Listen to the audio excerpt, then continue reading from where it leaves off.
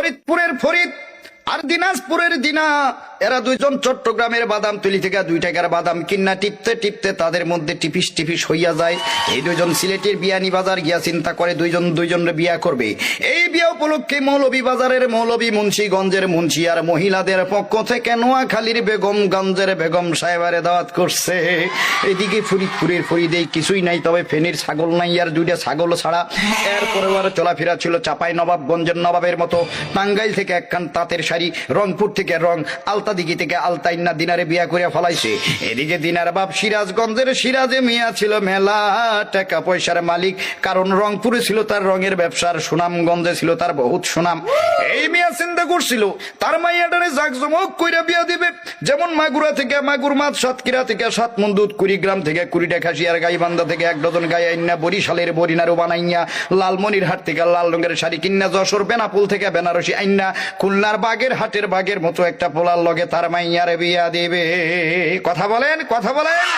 কিন্তু এই ফরিদ চুয়াডাঙ্গার চুয়া চুয়া কথা কইয়া পটুয়াখালীর ভাষায় পটাইয়া পটাইয়া দিনারে বিয়া কইরা ফলাইছে। মনের দুঃখে সিরাজ মিয়া রওনা দিছে অজানা উদ্দেশ্যে। পাবনায় গিয়া পড়ছে ভাব নাই, নোয়াখালী আইসা চিন্তা করে খালি খালি কাইন্দা লাভ নাই, যাই ভোলাই গিয়া মনের দুঃখটা ভোলা যায় কিনা।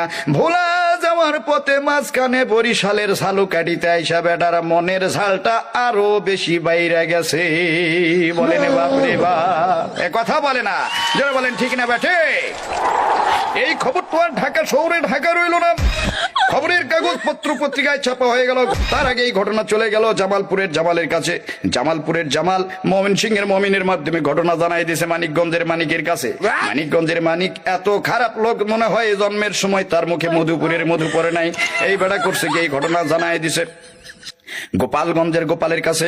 গোপালগঞ্জের গোপাল করে কি ব্রাহ্মণবাড়িয়ার ব্রাহ্মণ, নারায়ণগঞ্জের নারায়ণ, শিবপুরের শিব, হরিপুরের হরি, মহাদেবপুরের মহাদেব, পাটনার রাধানগরের রাধার, কৃষ্ণনগরের কৃষ্ণরে লইয়া হিন্দু ধর্মের প্রধান ঠাকুর গায়ে ঠাকুরের কাছে রওনা দিছে। এই কয়জন হিন্দু মিল্লা কুমিল্লা 14 গ্রাম থেকে আরো 14 জন হিন্দু সংগ্রহ করে একটা কমিটি গঠন করে বলে ঘটনার বিচার দিয়ে দাও গাজীপুরের গাজী সাহেবের কাছে। গাজীপুরের গাজী সাহেব বললেন আমি আপাতত ব্যস্ত আছি, আপনারা মির্জাপুরের মির্জা সাহেবের কাছে যান।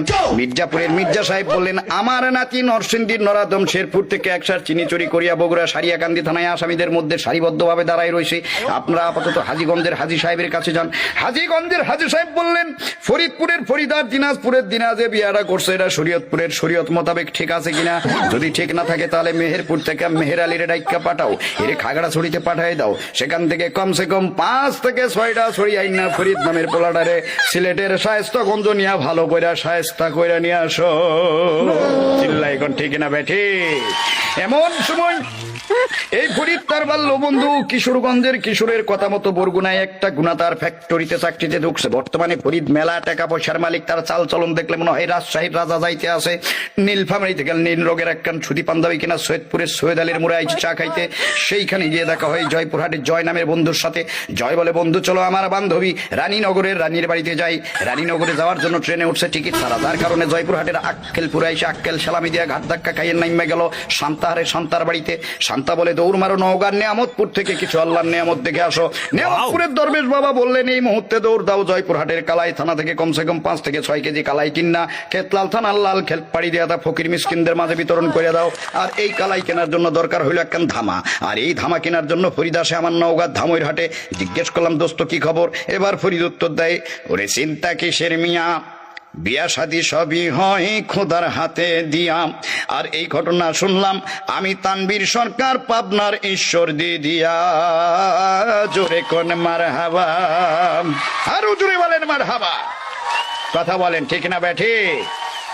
বউয়ের জ্বালাই ইচ্ছা করে গাড়ির নিচে মারি ঝাপ, গাড়ির নিচে মারি ঝাপ, কেন যে বিয়া করলাম বাপ রে বাপ, হাই গো কেন যে বিয়া করলাম বাপ রে বাপ। চিল্লায় বলেন ঠিক না বেঠি।